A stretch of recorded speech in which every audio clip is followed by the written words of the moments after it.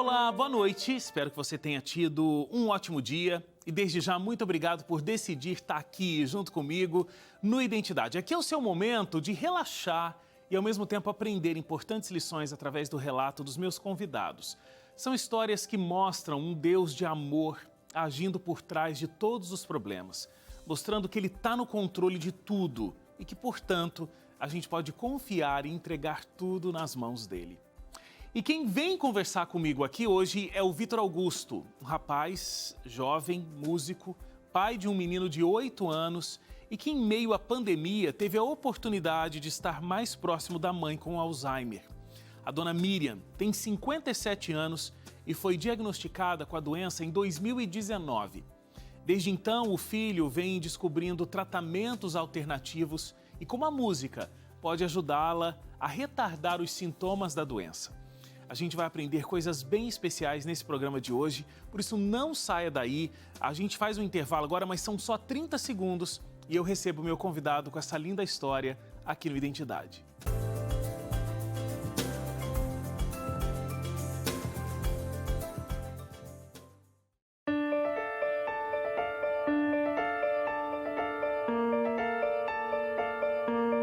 De volta aqui o Identidade e antes da minha entrevista de hoje, quero falar para você aqui dessa revista. Vou mostrar aqui a capa da revista que vai chegar na sua casa, que se chama Sentimentos, a Ciência do Existir. É um estudo que vai falar realmente da nossa saúde emocional. Nessa revista você tem tanto conteúdo desenvolvido da área da saúde emocional, da ciência, né? A gente tem a doutora Rosana Alves, que é uma neurocientista, falando sobre assuntos de uma forma técnica, de uma forma profunda, mas também, ao mesmo tempo, uma forma muito fácil de ser entendida. Mas também aqui tem o que a Bíblia fala sobre a nossa saúde emocional, sobre como a gente pode viver melhor e de bem com as nossas emoções. Então, essa revista fala sobre depressão, fala sobre síndrome do pânico, fala sobre várias questões que são muito atuais e que podem fazer com que a gente tenha uma saúde emocional muito melhor. Inclusive entendendo de uma forma muito didática como funciona o nosso cérebro, esse importante órgão do nosso corpo e que vai nos trazer muito mais qualidade de vida. Você pode pedir a sua revista agora, né, pelo WhatsApp. É o 12 98244 0077. Então tá aparecendo aí no vídeo, você pode mandar uma mensagem pra gente agora. 12 98244 0077. Lembrando que é de graça, tá? Você não paga nem pela revista, não paga o envio, vai chegar o nosso presente aí com todo carinho para você. Você pode ligar também no horário comercial, das 8 da manhã até as 5 da tarde. O telefone é 0 operadora 12 2127 3121. 0 operadora 12 2127 3121, tá bom? Peça agora mesmo a sua. E hoje eu estou recebendo aqui o Vitor. Tudo bom, Vitor? Tudo bem, graças a Deus, tudo certo. Muito obrigado por estar aqui com a gente. Vitor, que é um jovem músico, inclusive tem um violão aí, daqui a pouco a gente vai ter uma palhinha, não vamos? Com certeza, vamos ter sim. Você também é pai de um menino de 8 anos. Isso. E filho da dona Miriam. Dona Miriam Santos Oliveira. Dona Miriam Santos Oliveira, você dedica muito tempo, muita atenção para a dona Miriam nesse momento da vida dela. Como eu disse na introdução do programa, dona Miriam foi diagnosticada com Alzheimer. E aí eu queria saber como é que foi esse diagnóstico para toda a família. Como é que foi o impacto dessa notícia para vocês? É algo muito novo, né? Recente o diagnóstico, em 2019 que veio o diagnóstico, mas de toda forma é impactante, né? Porque ninguém está preparado, né, para receber um diagnóstico como esse. Preparado no sentido de estrutural, né? Tanto emocionalmente, fisicamente, quanto da casa em si, da vida, né? Porque a vida toma um rumo diferente nesse sentido, porque é uma escolha e uma dedicação a partir do diagnóstico, pelo menos, né? A virada de chave, assim, onde a gente realmente percebeu que ela não tinha mais independência necessariamente para responder por si, foi quando ela gostava muito de apartamento. Aí ela morava numa casa, né? E ela negociou essa casa num apartamento. E no outro dia ela não se lembrou. E aí os corretores, né, entraram em contato com a família, comigo. E depois desse desse episódio, né, que nós perdemos um valor X, a gente começou essa saga do diagnóstico. Hoje em dia, é muito fácil você fazer o diagnóstico, mesmo em testes clínicos. Você consegue já ter o diagnóstico, às vezes, na primeira consulta, sabe? Se você já levar organizado os sintomas, a frequência que ocorre, como ocorrem, muitas vezes o neurologista, o geriatra, ou às vezes até o clínico geral pode dar esse encaminhamento, Sim. através do SUS mesmo, não é nada complicado, para receber o diagnóstico de Alzheimer. No caso da minha mãe, como ela tinha 54 anos quando veio o diagnóstico... Super nova, né? Super nova. O caso dela é um caso que está numa estatística entre 5% dos casos de demência hoje no Brasil, que são mais de 3,5 milhões de casos de demência hoje no Brasil. Cerca de 70% são Alzheimer, e as outras vêm algumas variantes de demência, não necessariamente ligadas ao Alzheimer.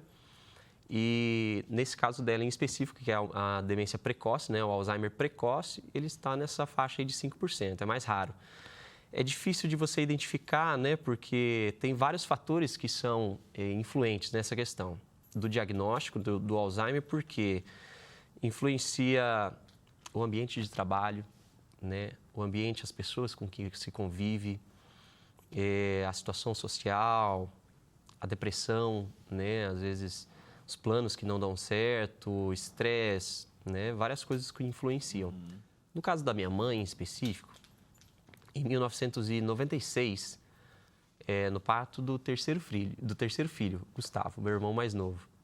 O parto foi tudo bem e ela, na hora de fechar a cesárea, ela teve um mal súbito, onde ela teve uma parada cardiorrespiratória. Nessa parada cardiorrespiratória, ela ficou cerca de 3 minutos e 37 sem respiração, sem oxigenação. O suficiente para causar um dano cerebral, né? Um dano cerebral já imediato. Né? Quando conseguiram fazer a reanimação dela e induziu-se ao coma, os médicos já tiveram essa conversa conosco, né? Eu não lembro, porque eu tinha 6 anos de idade, mas juntando os pedaços das histórias com as pessoas que participaram, né, desse episódio, eles falaram assim, olha, pode ser que ela volte, pode ser que ela não volte, pode ser que ela volte em estado vegetativo, Entendi. pode ser que ela não lembre de vocês, pode ser que ela lembre. Mas na melhor das hipóteses, ela poderia voltar, simplesmente voltar já seria um milagre. E minha mãe voltou, ela foi já um milagre a partir dali. Ela voltou, ela reconheceu a todos, ela reconheceu os filhos, reconheceu a vida dela, o marido, o filho recém-nascido, entendeu? Então, assim, a sequela não veio imediata.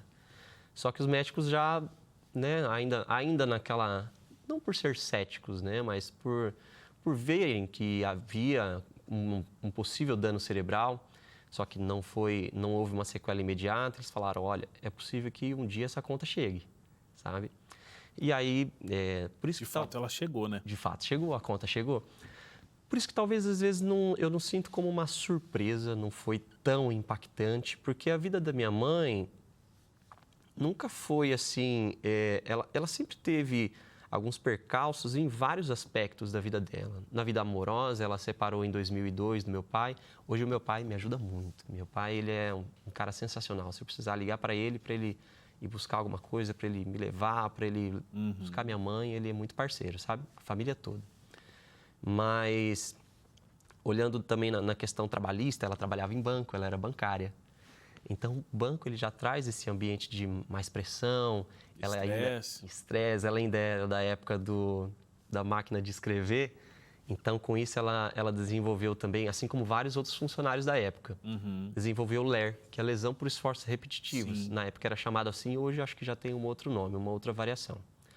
Mas ela... Já nesse processo onde o Banestado, na época, foi privatizado, comprado pelo Itaú, ela começou esse processo com o INSS, de afastar por lesão.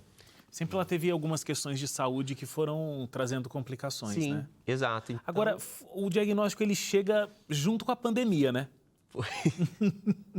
Foi. No final de 2018, início de 2019. Aí, a partir disso, meu irmão, Vinícius, começou a morar com ela. E para ficar mais perto, tal, ele estava fazendo, já era técnico em enfermagem, estava fazendo enfermagem e tal, então estava permeando ali para ajudar muito, né, nesse sentido. a ex-mulher dele também era enfermeira, então também ajudou a cuidar. Ela, inclusive, que falou, olha, a gente precisa fazer uma investigação um pouco mais a fundo, porque a Miriam não está bem. E aí veio com o diagnóstico, os cuidados e tal, o tempo passou, 2020, 2021, meu irmão falou, Vitor, eu preciso de sua ajuda aqui, comigo em Maringá. E aí eu falei, vou, porque eu trabalho com eventos. E aí os eventos cessaram na pandemia. Com isso eu ganhei uma oportunidade de estar mais próximo dela. Estar mais próximo. Falei, vou, com certeza. Se me perguntasse em 2019 se eu poderia, não posso, de forma alguma. Mas como Deus prepara as coisas Sim. de maneira como devem acontecer, eu enxerguei como oportunidade, fui até Maringá, fiquei entre idas e voltas, né? É a 180 quilômetros da minha cidade, Umuarama, que eu moro. Eu ia e voltava, umas 2 vezes por semana, 3 vezes, passava 3 dias e voltava e tal. E aí, de uma das vezes, eu levei o violão. Se eu faço show para pessoas, eu canto para as pessoas, por que eu não vou cantar para minha mãe, né? E foi, assim, surreal. Quando eu comecei a cantar uma música da igreja que ela gostava, eu trouxe ela de volta. A música, ela entrou como um divisor de águas nas terapias, no tratamento da minha mãe. Eu descobri na música uma vertente que eu ainda não conhecia como músico, que é a musicoterapia. A música, ela é uma terapia natural, a gente sabe que para cada ser humano, para cada pessoa, ela tem uma influência diferente. De acordo com o que nós gostávamos de ouvir, do ambiente que a gente ouvia, se de repente a gente toca para o nosso avô um sertanejo, ele vai lembrar da infância e tal. E trazer a música, ela vai permitir essa conexão da pessoa portadora de Alzheimer com a realidade, através dessa memória musical, que é a última a ser afetada pelo Alzheimer. Até então não sabia, tá? Depois que a gente vem... eu descobri isso aqui estudando a tua pauta, não sabia também disso. Pois é, e eu vejo hoje o resultado que a música pode trazer para tantas outras doenças, claro, né? Mas estudando o caso em si da minha mãe, eu falei, eu preciso trazer isso mais vezes, dentro do contexto do tratamento, 1 vez por semana, 2, 3 vezes. E toda vez que a gente cantava era algo magnífico, porque uma resposta dela a completar uma frase da música, para mim já era uma vitória, porque era uma resposta a um estímulo, que a conversação dela foi muito afetada. Foi uma das primeiras coisas afetadas foi a conversação. Sim. A comunicação dela ficou mais difícil através de palavras, né? Mas o olhar dela, se você vê os vídeos dela na internet, o olhar dela diz tudo. Não precisa ser falado nada. Ela consegue se expressar muito bem com as expressões faciais. Com toda certeza. Então, assim, quando a gente uniu a música, que ela abriu as portas para as outras coisas, porque eu pensava assim, poxa, é um diagnóstico de Alzheimer, daqui para frente a gente vai velar algo que a gente vai só até chegar ao outro lado do rio, e vamos levando, vamos caminhando. Eu quero, inclusive, a gente vai fazer uma paradinha para o intervalo, mas na volta eu quero que você cante a música que você criou para ela, porque de tanto cantar músicas para ela, você também compôs uma música para todo esse momento. Sim. E a gente vai ouvir no próximo bloco e entender mais como é conviver com alguém com Alzheimer, como ajudar alguém com Alzheimer a ter qualidade de vida. E a gente vê pela internet que vocês se divertem muito. Muito. Né? Então, intervalo rápido, a gente volta aqui mais com o Victor.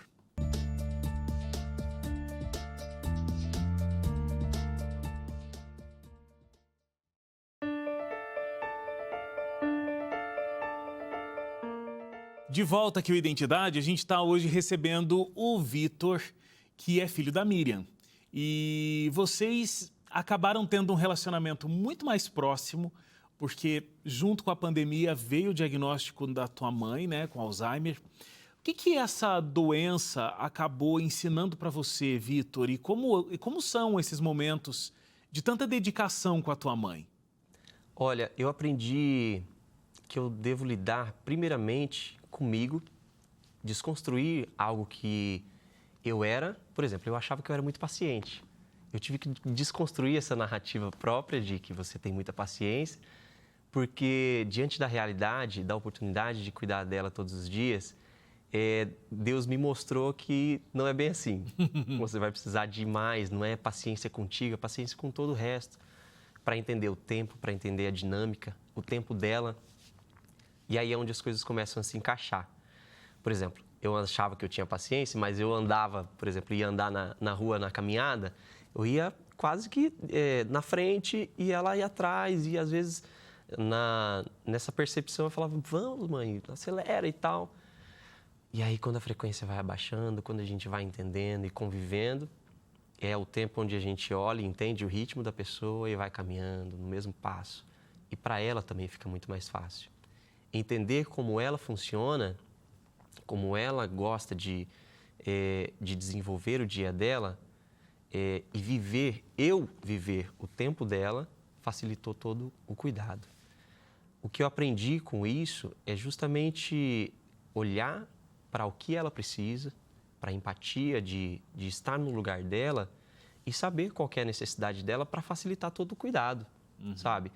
Tem algumas coisas que a gente tem como manias, como costumes, ordens para pegar a escova, lavar a escova primeiro, depois passar a pasta. Coisas que se você entender como que funciona dela, como eu entendi, ficou muito mais fácil. Porque daí os comandos vão dando mais certo, sabe? Mãe, vamos escovar os dentes? Vamos. Então, como eu sei que... Porque às vezes ela pega a escova e fica assim parada. O que ela está esperando? Qual que era o primeiro passo? Era molhar? Era colocar já na boca? Ela precisa de um incentivo de que eu faça um movimento? Isso também é muito importante, Wagner, a gente aprender no cuidar, porque é mais prejudicial a gente fazer tudo por eles do que deixar que sejam independentes. Mãe, ajuda aqui a lavar uma louça, né? Ajuda aqui a ralar uma cenoura. Por mais que não fique bem ralado, por mais que a louça não fique bem lavada, mas é a tarefa do dia a dia, né? As tarefas diárias de casa ou um passeio que seja, uma visita a algum amigo antigo, que trazem um cuidado onde reflete no dia a dia. E a sua vida? Porque você teve um hiato aí, porque né, na vida profissional e tudo mais, pandemia, pôde ficar mais em casa com ela. Mas e agora a vida retomando um fluxo mais natural? Você também é pai. Como é que vai ser essa retomada da vida e, ao mesmo tempo, a necessidade do cuidado da sua mãe? É muito necessário que nós... por exemplo, eu identifiquei a necessidade de institucionalizar o contexto Alzheimer, o contexto minha mãe. Como institucionalizar? Tudo tem que trabalhar cooperando como uma engrenagem. Uma rede de apoio é muito necessária, familiar, pai, vó, tio, irmãos, para ter cuidadores, para que eu possa trabalhar, como eu trabalho com eventos, eu trabalho com eventos e aos finais de semana eu coloco um cuidador para ficar com ela enquanto eu vou trabalhar. Já incluí no cachê também, aí a parte da institucionalização. O cachê subiu por quê? Porque eu tenho que incluir uma pessoa que vai ficar lá em casa com a minha mãe. Durante a semana tem a diarista daí para me ajudar com a casa, entendeu? 2 dias por semana já ajuda, que minha casa é pequena. Então, assim, a minha vida, meio que eu tive que organizar a vida dela para eu conseguir olhar a minha, né? Poxa, eu consegui estruturar aqui agora eu consigo ter um tempo para mim, o que eu posso fazer, né? Porque também o meu filho, eu pego ele quase todos os dias e eu incluo ele no cuidado com ela. Filho, vai lá, ajuda a vovó a descer do carro, vai lá dar um beijo nela, dá um boa noite para ela, porque o meu filho se parece muito comigo. Então, minha mãe, a hora que vê ele, ela me enxerga. Nitidamente, você, na hora que vê ela olhando para ele, às vezes ela se põe em lágrimas, porque ela sente saudade, ela vê aquele menino, ela... Ai, você entendeu? E não necessariamente que ela... Poxa, mas será que ela reconhece você como filho? Ela reconhece o seu filho como netinho dela? Como saber? Mas, como eu te falei, o olhar dela já comunica tudo isso. Como você decidiu usar as redes sociais para mostrar toda essa rotina de vocês? Porque era algo que você podia ter guardado para você, né? Sim, como muitas pessoas fazem, Exatamente. né? Inclusive, tem pessoas que têm vergonha da doença em si, de contar para alguém que tem caso na família, né? Isso acontece muito. O intuito inicial foi... As pessoas falavam assim para mim, Vitor, faz um diário, escreve, né? Um diário de como está acontecendo. E eu não sou de escrever, necessariamente fazer um diário e tal. Já tenho que cuidar da minha mãe, ainda mais fazer um diário. Sim. E eu já tinha uma certa intimidade com rede social. Não que eu era influencer nem nada, e não tinha uma rede social muito grande, mas eu tinha amigos, eu postava vídeos cantando, né, com minhas composições musicais e tal. Então eu já tinha esse relacionamento com a rede social. E aí o primeiro vídeo que eu postei foi esse cantando com a minha mãe, uma música da igreja, viralizou no TikTok. Já assim, na primeira semana deu mais de 300 mil visualizações. E aí, o que eu tinha muito medo antes de começar a postar, Wagner, era assim, poxa, eu vou expor a doença da minha mãe. Sim. Eu vou expor algo muito delicado, sabe? Eu tenho receio da repressão, entre aspas, das pessoas, porque a internet é uma terra muito aberta e as pessoas têm total de liberdade de falar o que quiserem, né? E eu pensei, o que vai chegar para mim, sabe? Isso vai ajudar, vai contribuir ou não?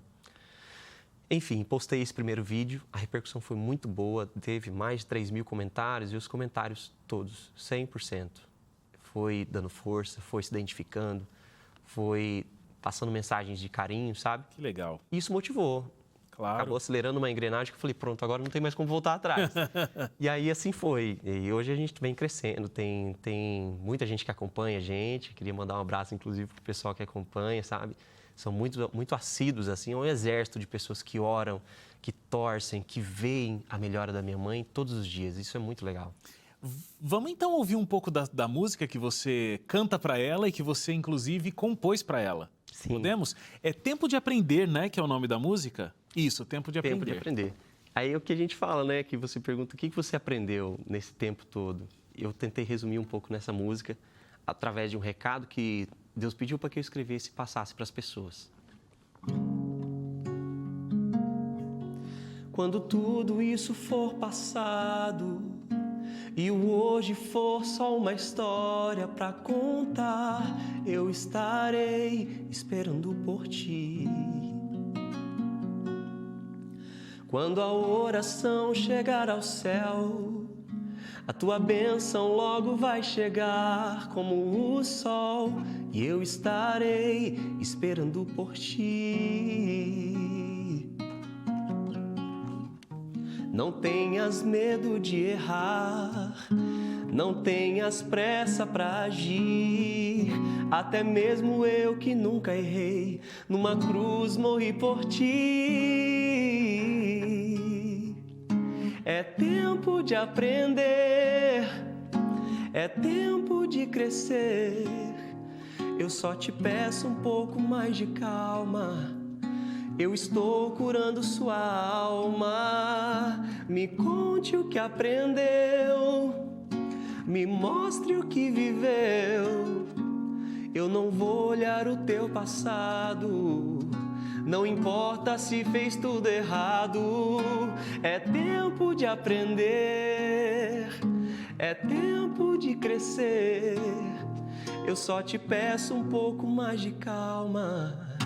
Eu estou curando sua alma. Me conte o que aprendeu, me mostre o que viveu. Eu não vou olhar o teu passado, caminharei contigo lado a lado. Você e eu, caminhando você aprendeu.